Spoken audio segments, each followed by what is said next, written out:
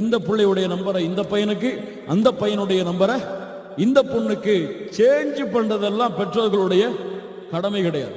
ஒரு முடிவெடுக்கப்பட்டிருக்கிறது.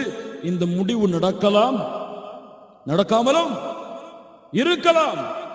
அதனால் திருமணம் ஆகிறதுக்கு முன்னாடியே நீங்கள் பாதி மனைவி பாதி கணவன், நீங்கள் இருவரும் உரையாடலாம், வெளியே சுற்றலாம். எங்கம்மா உங்க புள்ள மாப்பிள்ளையோட வெளியே போயிருக்காரு, மாப்பிள்ளைக்கு அடுத்த மாசம் தானம்மா கல்யாணம், அவங்க ரெண்டு பேரும் பாதி கணவன் மனைவி தானே. அப்படியெல்லாம் காஃபிகளுடைய கலாச்சாரத்தை இந்த முஸ்லிம் சமூகத்திலே வாழக்கூடிய பெண்களும் ஆண்களும் பின்பற்றுவது போல பின்பற்றுவது ஹராம். அந்த பெண் அந்நிய பெண் தான் திருமணம் முடிக்கும் வரை. இன்னைக்கு முஸ்லிம் வாலிபர்கள் பல பேர் அதுல முக்கியமே காட்டுவதே கிடையாது. லா இலாஹா இல்லல்லாஹ்.